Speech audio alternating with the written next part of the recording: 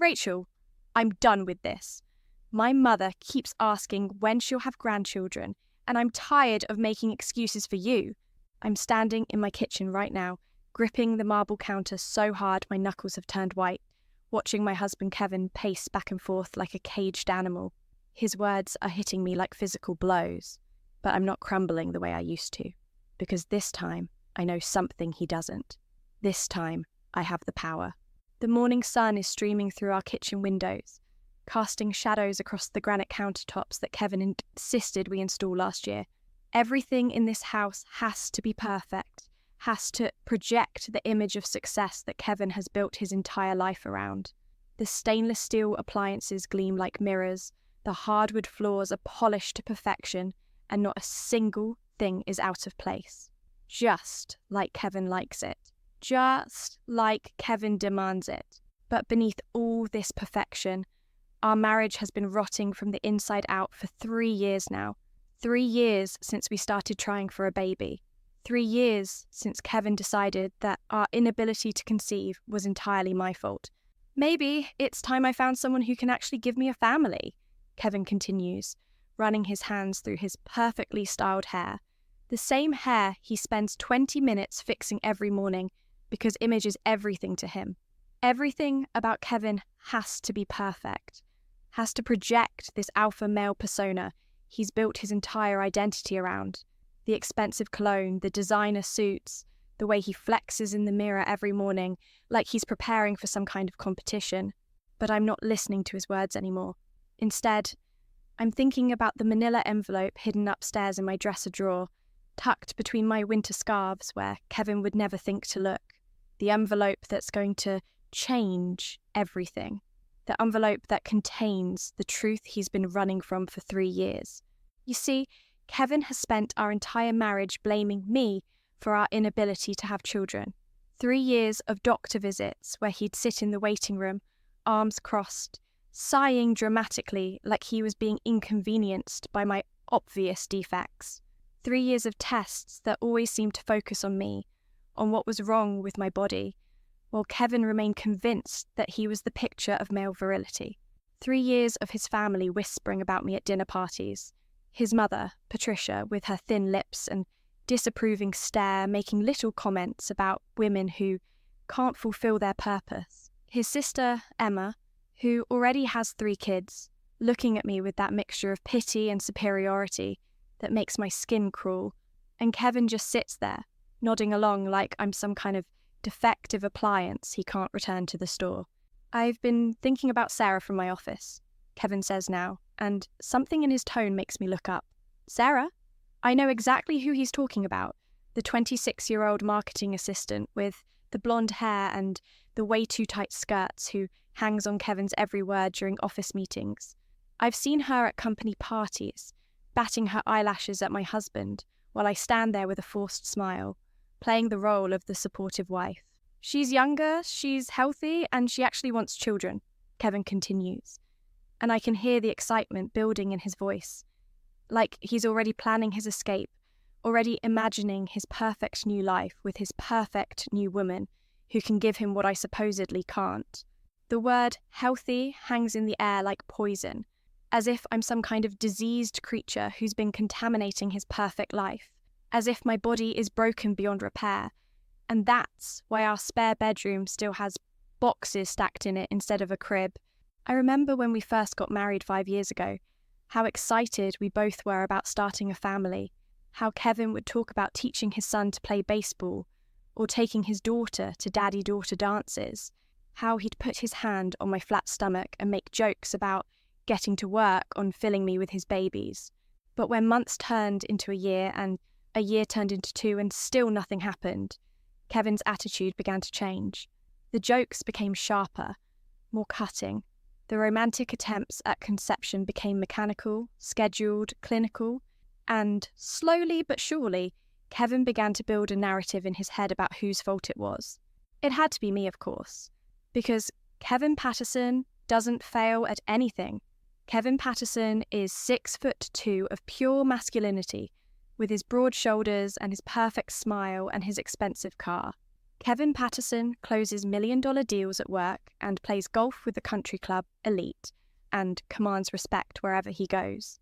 There's no way Kevin Patterson could be shooting blanks. Maybe it's time I stop wasting my time with someone who's obviously broken, Kevin continues. And there it is, that word that's haunted me for years. Broken, defective, useless, empty. I've heard them all, whispered behind my back at family gatherings, thrown at me during Kevin's angry outbursts, such as when another month passed without a positive pregnancy test, muttered under his breath when he thinks I can't hear. The worst part is that I started to believe him. After 2 years of failed attempts, of negative pregnancy tests, of Kevin's increasingly hostile behaviour, I began to wonder if maybe he was right. Maybe there was something fundamentally wrong with me. Maybe I was broken. But here's what Kevin doesn't know, what nobody knows except me and Dr. Martinez. Last Tuesday, while Kevin was at his precious golf tournament, bragging to his buddies about his latest conquest at the office, I went to get our test results. Both of our test results. The ones we'd been putting off for months because Kevin was so sure he already knew who was at fault. I remember driving to Dr. Martinez's office that morning, my hands shaking on the steering wheel. I remember sitting in the parking lot for 10 minutes, staring at the building, knowing that whatever was in those results was going to change everything. But I was tired of not knowing, tired of living in limbo, tired of Kevin's accusations and his family's whispers, and my own growing doubts about my worth as a woman. I remember sitting in Dr. Martinez's office, my hands shaking as she opened the files. She's a kind woman in her 50s, with gentle eyes and a soft voice, and I could tell she was choosing her words carefully. "Mrs. Patterson," she had said, "I have your results here, and I need to explain what we found." My heart was pounding so hard I thought it might burst out of my chest. This was it. This was the moment I would finally learn the truth about my broken body, about my failure as a wife. But then Dr. Martinez opened my file first, and her expression was confused. Not sad, not sympathetic, not the look you'd give someone who was about to receive devastating news. Just confused. "Your results are perfect, Mrs. Patterson," she said, and I remember feeling like the air had been sucked out of the room. "Your hormone levels are excellent, your ovarian function is normal, your fallopian tubes are clear. There is absolutely nothing wrong with your reproductive system." I stared at her, unable to process what she was saying. Nothing wrong? But that was impossible. Kevin had been so sure, so convinced that I was the problem. His family had been so certain. How could there be nothing wrong with me? But what about Kevin's results? I asked, my voice barely a whisper. And that's when Dr. Martinez's expression changed. That's when she got that look. The one doctors get when they have to deliver news that's going to shatter someone's world. "Mrs. Patterson," she said gently, "your husband's results show severe male factor infertility. Complete azoospermia. No viable sperm detected in multiple samples. I'm afraid there's zero chance of natural conception." The room spun around me. Zero chance. No viable sperm. Male factor infertility? Kevin, my virile, masculine, alpha male husband, was shooting blanks. Had been shooting blanks this entire time while he blamed me, humiliated me, made me feel worthless and broken. "I want you out by Friday," Kevin says now, snapping me back to the present. His voice has gotten colder, more determined, like he's finally made up his mind about something he's been considering for a while. "I've already talked to a lawyer." "A lawyer?" My stomach drops, but not for the reason Kevin thinks. I'm not devastated about losing him. God knows that ship sailed a long time ago when he started treating me like a defective baby-making machine. I'm shocked that he's been planning this, that while I've been protecting his fragile ego and keeping his secrets, he's been plotting my disposal. "Since we can't have kids anyway because of your issues," he continues, "this should be pretty straightforward. No custody to worry about, and I'm keeping the house since I'm the one who can actually use it for its intended purpose someday." He's talking about me like I'm already gone, like I'm just an obstacle he's finally decided to remove from his path to happiness. Like I'm a broken appliance he's tired of trying to fix, the casual cruelty in his voice, the complete dismissal of 3 years of marriage, of the woman who stood by him through everything. It takes my breath away. Sarah's already agreed to move in with me, Kevin says, and I can hear the excitement in his voice now, the anticipation of his new life. We're going to start trying right away, maybe have a baby within the year. The confidence in his voice, the absolute certainty that this time will be different, that with the right woman he'll finally get what he wants, it makes something snap inside me. All these years of taking his abuse, of letting him blame me, of protecting his precious male pride while he systematically destroyed my self-worth, and he's going to throw me away for another woman who he thinks can give him what I supposedly can't. But Kevin has no idea what's coming. He has no idea that his perfect plan is about to crumble into dust. He has no idea that the very thing he's built his entire identity around, his virility, his masculinity, his ability to father children, is nothing but an illusion he's been clinging to while the truth was staring him in the face. I watch him pull out his phone, probably to call Sarah and share the good news, probably to tell her that he's finally free, that they can start their perfect little family without his defective wife holding them back. I wonder if he's already told her about his plans. I wonder if they've been laughing about me together, planning their future while I've been upstairs every night, crying myself to sleep and wondering what was wrong with me. "What are you smiling about?" Kevin asks suddenly, and I realise I am smiling. For the first time in months, maybe years, I'm actually smiling. "Nothing," I say quietly, but my mind is racing upstairs to that envelope, to the truth that's about to destroy everything Kevin thinks he knows about himself. Because here's what Kevin doesn't understand, what he's never understood about me. I'm not the broken one in this marriage. I never was. And I'm about to prove it in a way that's going to shatter his world so completely he'll never be able to put the pieces back together. "I'll be upstairs packing," I tell him, watching as relief floods his face. He thinks I'm giving up, thinks I'm going quietly into the night like a good little wife who knows when she's been beaten. But I'm not packing. I'm going upstairs to get that envelope, the one with both our names on it, the one that proves beyond any shadow of a doubt who the real problem is in this marriage. And when I come back downstairs, Kevin's going to learn what it feels like to have your entire world turned upside down by a single piece of paper. The truth has a way of doing that. And I've been protecting Kevin from the truth for far too long. I climb the stairs slowly, each step deliberate, while Kevin's voice drifts up from the kitchen. He's already on the phone, probably with Sarah, telling her the coast is clear. I can hear fragments of his conversation, words like "finally free" and "start fresh" and "she took it better than expected." If only he knew what was coming. My hands are steady as I reach into the dresser drawer, pushing aside the soft cashmere scarves until my fingers find the envelope. Dr. Martinez's office letterhead is visible through the manila paper, and I can feel the weight of both our futures in this single document. For 3 years, this truth has been hiding, waiting to surface. For 3 years, Kevin has built his entire narrative on a lie. I pause at the top of the stairs, listening to him downstairs. He's moved on to discussing timeline now, when Sarah will move in, when they'll start trying, how quickly they expect results. The arrogance in his voice is staggering. Here's a man so convinced of his own virility that he's already planning a pregnancy that will never happen. "Don't worry, baby," I hear him say into the phone. "Without Rachel's problems holding us back, we'll have a little one running around before Christmas." The irony is so thick I could choke on it. I walk back downstairs, the envelope feeling like it weighs 1,000 pounds in my hands. Kevin glances up from his phone call, sees me holding the papers and quickly wraps up his conversation.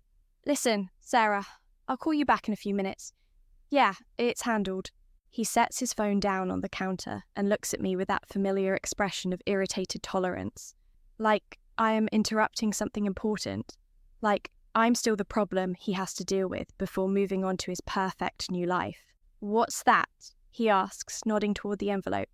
"Some kind of last-ditch medical thing?" "Rachel, we've already been through this. It's over." His dismissive tone, the way he waves his hand like he's shooing away a fly, It's the same gesture he's used for 3 years whenever I've tried to suggest we need more tests, more answers. Kevin has always been so certain he had all the answers he needed.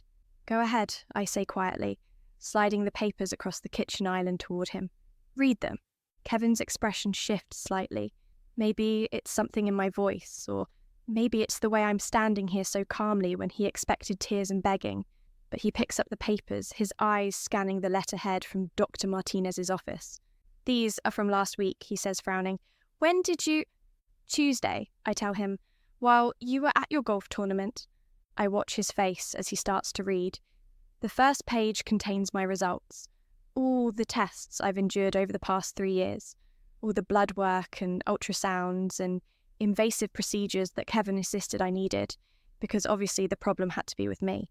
His frown deepens as he processes the numbers, the medical terminology, the clear conclusions, normal hormone levels, healthy ovarian function, clear fallopian tubes, no abnormalities detected, perfect reproductive health. I don't understand, Kevin says, looking up at me with confusion. These say you're fine, but that can't be right. Dr. Martinez said, keep reading, I interrupt. Page 2. Kevin flips to the second page, and I watch the exact moment his world begins to crumble. The colour drains from his face like someone pulled a plug.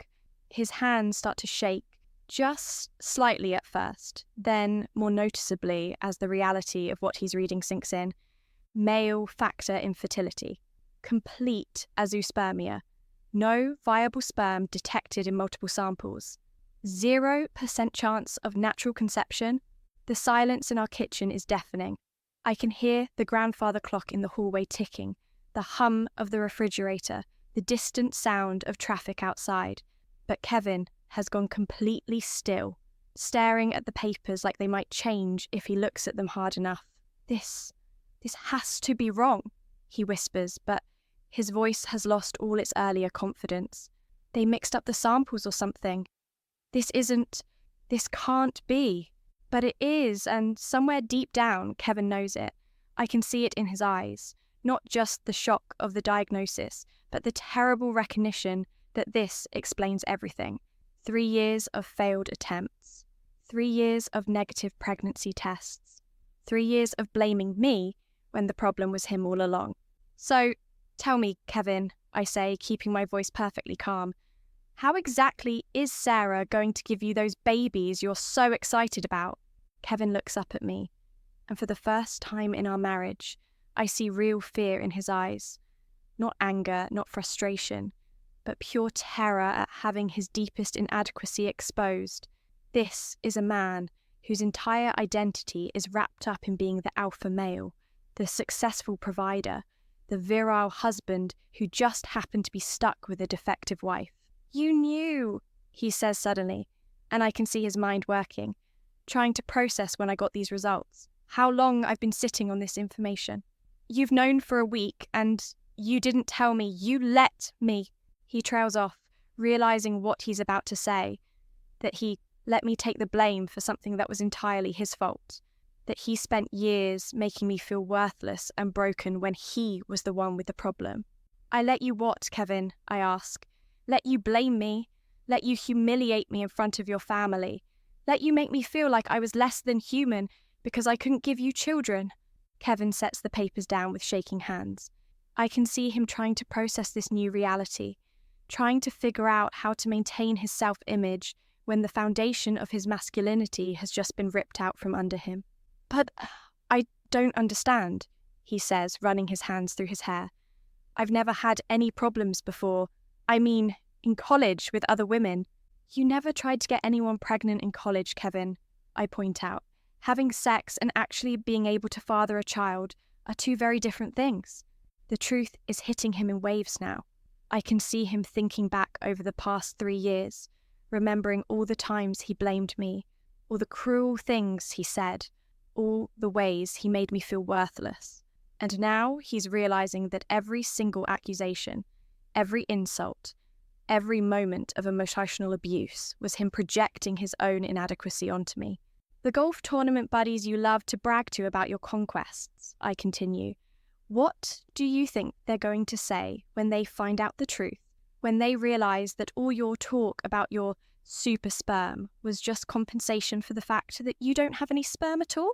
Kevin's face goes even paler. He's thinking about his reputation now, about all the ways this news could destroy the image he spent years building. Kevin Patterson, the successful businessman who can close any deal and satisfy any woman, reduced to just another infertile man desperately clinging to delusions of virility. Sarah doesn't have to know, he says suddenly, and I almost laugh at the desperation in his voice. We can figure this out. There are treatments, procedures. About that, I say, and I can see him tense up because my tone has shifted. There's something else coming, something he's not prepared for. I already called Sarah. The blood drains from Kevin's face so fast I'm worried he might actually faint. You what? Yesterday, I tell him, enjoying the way his eyes widen in panic. Had a very interesting conversation with her about your capabilities. Kevin grabs the counter for support. Rachael, you didn't. Tell me you didn't. Oh, but I did, I say, pulling out my phone and scrolling to Sarah's number. Turns out she's been wondering about some things. See, Kevin, Sarah's not stupid. She's been sleeping with you for 6 months now. Yes, I know about that too. And she's been wondering why she hasn't gotten pregnant yet. Kevin's mouth opens and closes like a fish gasping for air. He's trying to speak, but no words are coming out. 6 months of unprotected sex with a man who claims his wife is the infertile one, I continue, and nothing to show for it. She was starting to have some doubts about your story, Kevin. My phone call just confirmed what she was already suspecting. Kevin sinks onto one of the kitchen stools, his head in his hands. What did you tell her? The truth, I say simply. That you've been blaming your wife for your own problem. That you've been making me feel worthless and broken when you're the one who can't perform the most basic biological function of manhood. Kevin looks up at me with something like hatred in his eyes. But underneath it, I can see the devastating hurt. This is a man whose entire world view has just been shattered, who's discovering that everything he thought he knew about himself was wrong. She laughed, Kevin, I tell him, and it's cruel, but I can't help myself after years of his cruelty. She actually laughed when she realised you'd been blaming your wife for your own inadequacy. Kevin makes a sound that's half sob, half rage. You destroyed everything, he whispers. I destroyed everything? I repeat, incredulous. Kevin, you've spent 3 years destroying me. You've made me feel worthless, defective, broken. You've humiliated me in front of your family, made me question my worth as a woman, as a wife. And all along, it was you. It was always you. Kevin stands up abruptly, pacing again. But this time, it's different. This time, he looks like a trapped animal, cornered and desperate. This doesn't change anything, he says, but his voice lacks conviction. I still want the divorce. I still want you out. Oh, Kevin, I say, and I'm smiling again because there's still one more revelation coming. One more twist that's going to completely destroy what's left of his world. We're not done yet. There's something else you need to know. Kevin freezes mid-pace, his back still turned to me. What do you mean, there's something else? His voice is barely a whisper now, like he's afraid that speaking too loudly might bring down whatever final blow I'm preparing to deliver. I reach into my purse and pull out the second envelope, the one I've been saving for this exact moment, the one that's going to complete Kevin's destruction in a way he never saw coming. My hands are perfectly steady as I set it on the counter between us, and I watch Kevin's eyes lock onto it like it's a venomous snake ready to strike. Remember 3 weeks ago when you went to that conference in Chicago? I ask conversationally, as if we're discussing the weather. You were gone for 4 days, staying at that fancy hotel downtown. Kevin turns around slowly, his face already pale from the previous revelations.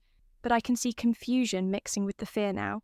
He's trying to figure out where this is going, how a business trip could possibly make his situation any worse than it already is. The conference where you told me you'd be too busy with meetings and networking events to call, I continue, enjoying the way his Adam's apple bobs as he swallows hard. Where you said you'd barely have time to eat, let alone check in with your boring, broken wife back home. Rachel, what are you getting at? Kevin's voice cracks slightly, and I can see him gripping the edge of the counter so hard his knuckles are white. Well, it's funny, I say, opening the second envelope with deliberate slowness, because while you were at your conference, supposedly too busy to call, I had some free time on my hands. And you know what I did with that free time, Kevin? I pull out the photographs first. Clear, high-resolution images that a private investigator can capture with the right equipment and the right vantage point. Kevin's eyes widen as he recognizes himself in the pictures, but it takes a moment for the full scene to register.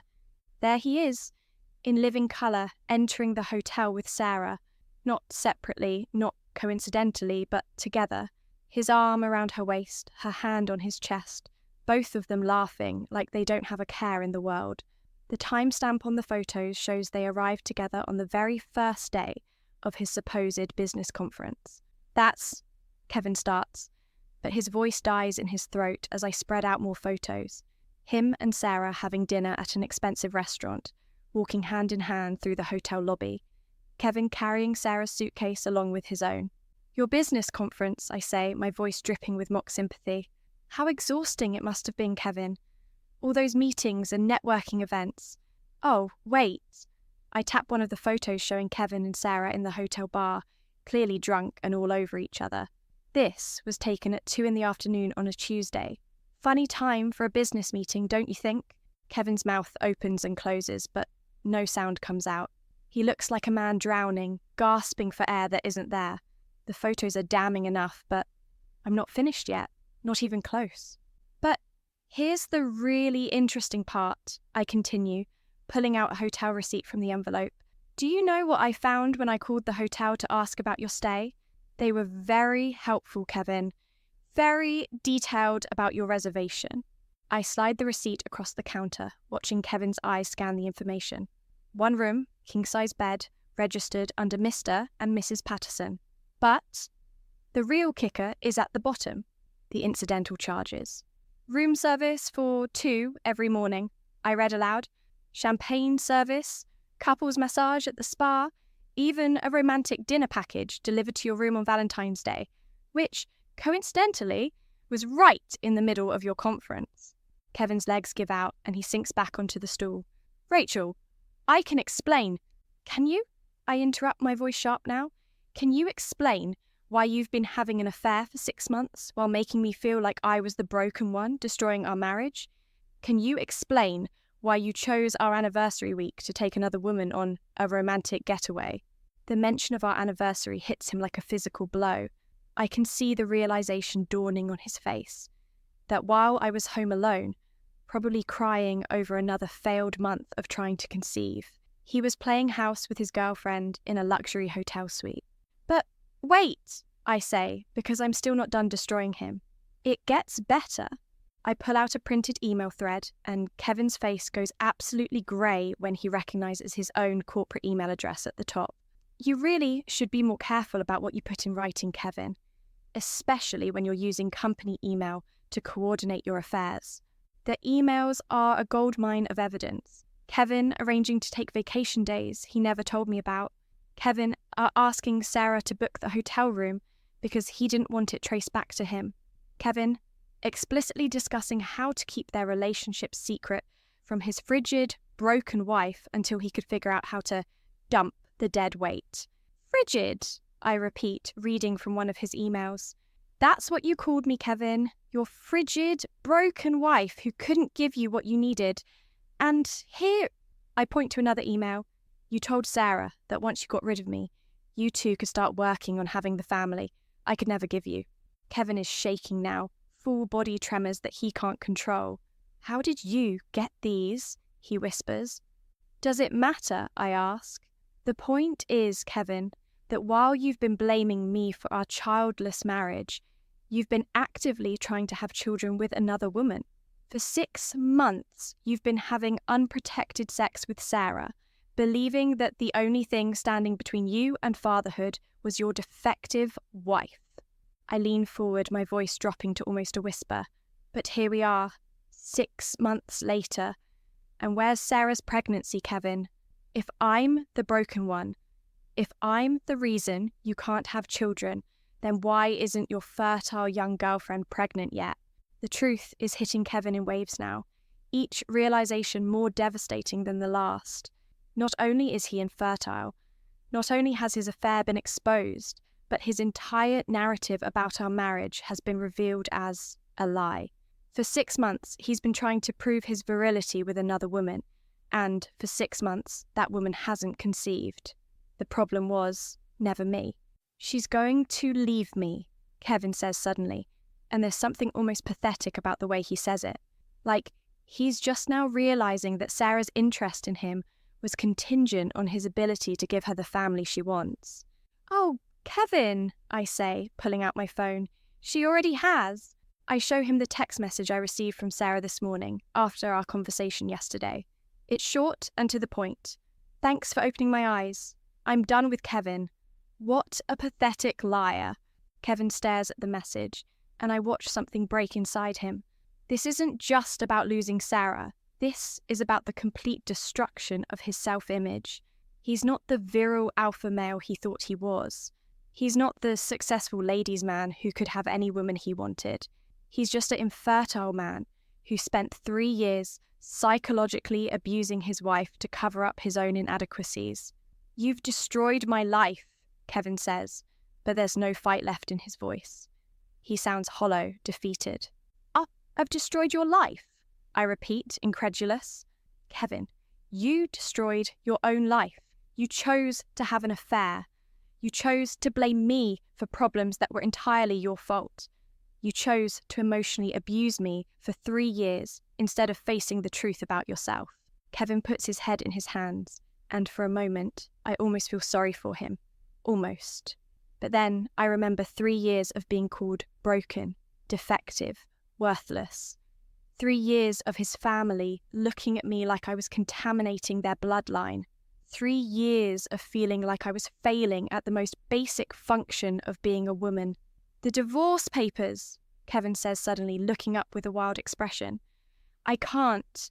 With Sarah gone and the affair exposed, the lawyers, they'll what, Kevin? I ask. Give me everything? Alimony for emotional distress? Compensating for 3 years of psychological abuse? Kevin's breathing is getting shallow, almost panicked. He's realizing that his plan to quietly divorce his broken wife and start fresh with a fertile young woman has backfired spectacularly. Now, he's looking at a messy public divorce where his infertility and his affair will be exposed. His reputation at work, his standing in the community, his relationship with his family, everything is about to crumble. But here's the thing, Kevin, I say, standing up and walking around the kitchen island until I'm standing directly in front of him. I'm not done with my revelations yet. Kevin looks up at me with pure terror in his eyes. What else could there possibly be? I smile, reaching into my purse one more time. Remember how you said I was broken? How I could never give you children? How you needed to find someone who could actually fulfill your dreams of fatherhood? Kevin nods numbly, clearly dreading whatever's coming next. Well, I say, pulling out the final piece of evidence that's going to complete his destruction. It turns out you were wrong about that too. I slide the ultrasound photo across the counter, watching Kevin's eyes widen as he takes in the grainy black and white image. The date stamp is clear from last week, just 2 days after I got our fertility test results. And there, in the centre of the image, is unmistakable proof that I am anything but broken. 8 weeks along, I say quietly, watching the colour drain from Kevin's face as the implications hit him. Due in January. Kevin stares at the sonogram, his brain trying to process what this means. If he can't have children and I'm pregnant, then there's only one possible explanation, and I can see the moment it hits him like a physical blow. Who? He whispers, but his voice is so quiet I can barely hear him. I lean closer, making sure he can see the satisfaction in my eyes. Does it matter, Kevin? The point is, you spent 3 years calling me broken, when all along the problem was you. And now I'm going to have the family you always dreamed of. Just not with you. The silence that follows is deafening. Kevin is staring at the ultrasound like it might disappear if he looks at it hard enough, and I can see his entire world view crumbling around him. This is a man who built his identity on being the alpha male, the provider, the father-to-be, whose only obstacle was his defective wife. And now he's learning that his wife isn't defective at all. She's pregnant with another man's child.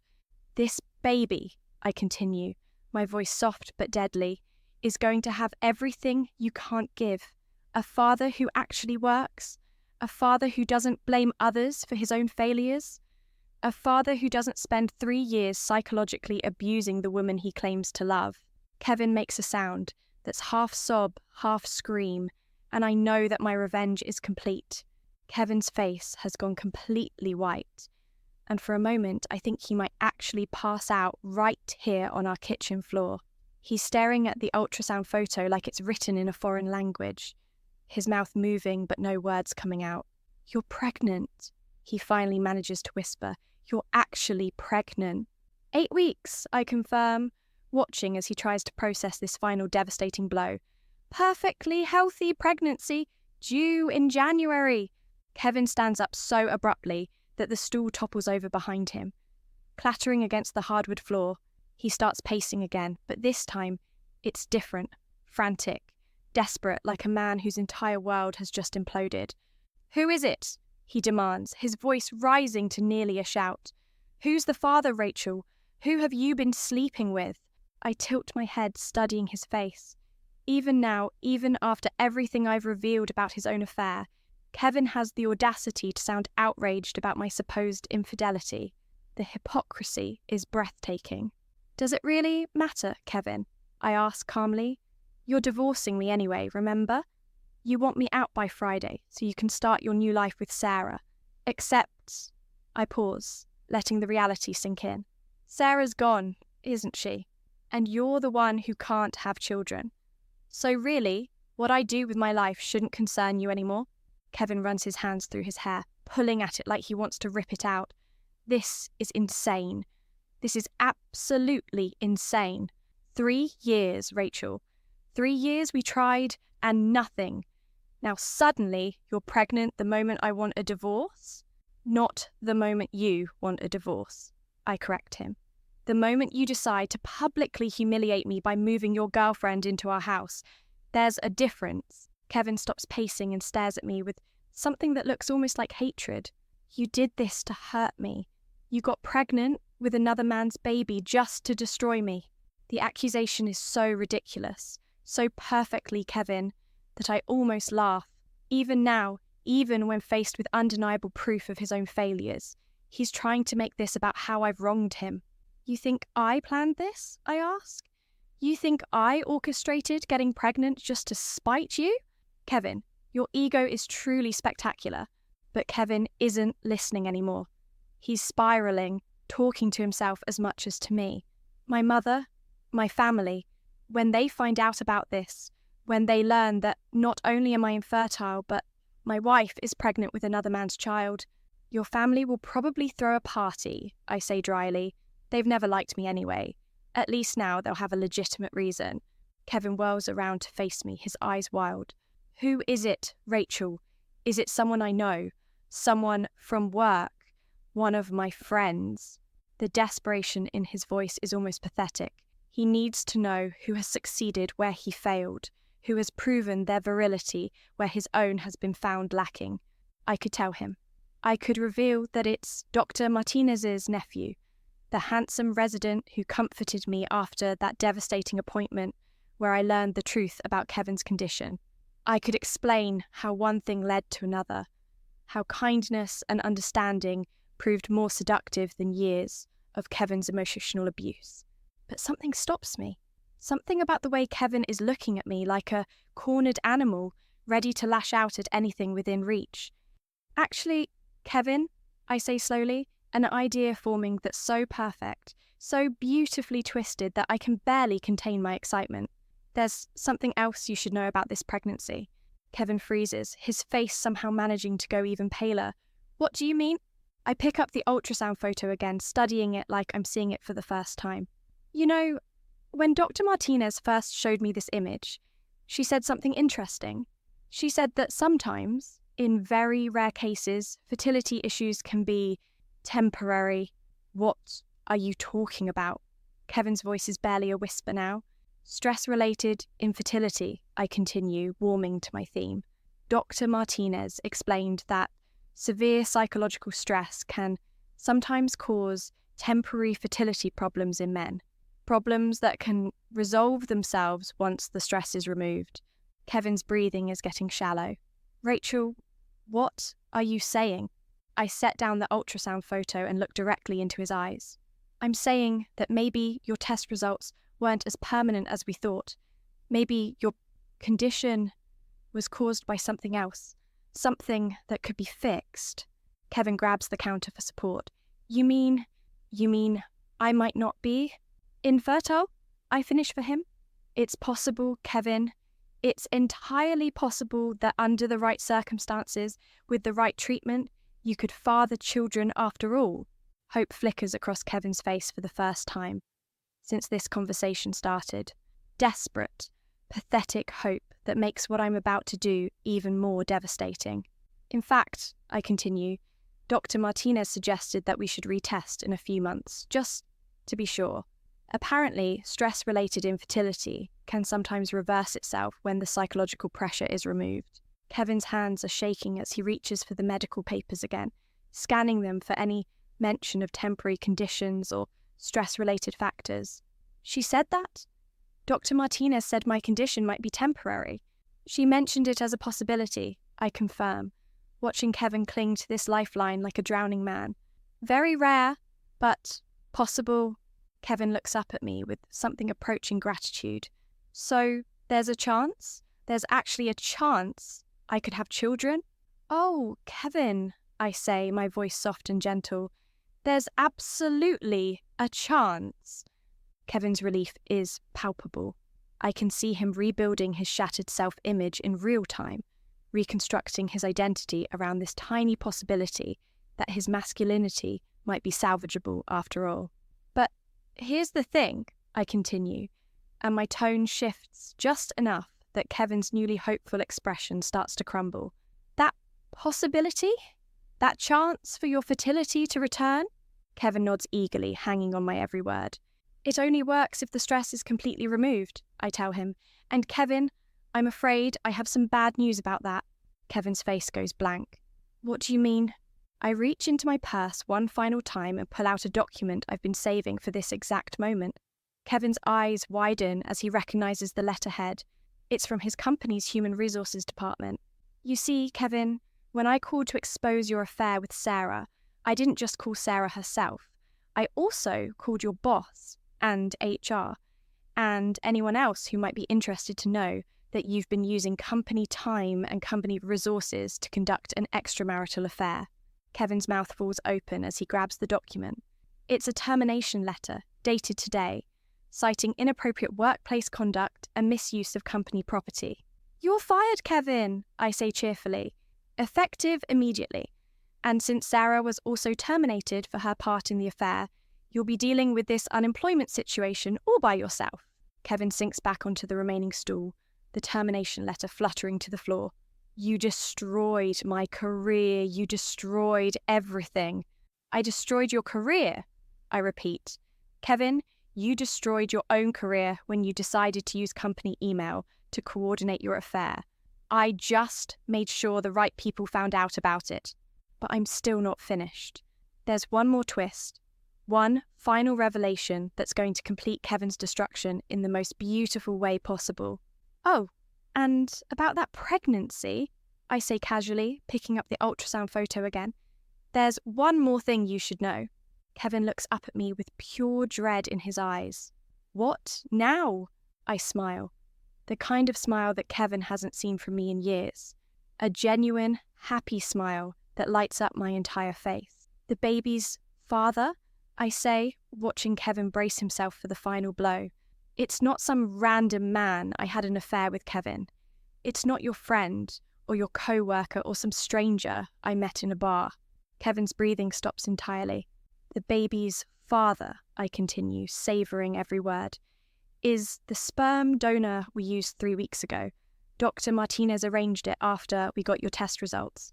Anonymous donor, excellent health, proven fertility. Everything you're not. Kevin stares at me like I've just spoken in tongues. Sperm donor? Artificial insemination, I confirm. Medically supervised, completely legal, and 100% successful. Turns out, when you remove the defective component from the equation, pregnancy happens quite easily. Kevin's face cycles through about 17 different emotions before settling on something that looks like complete and utter defeat.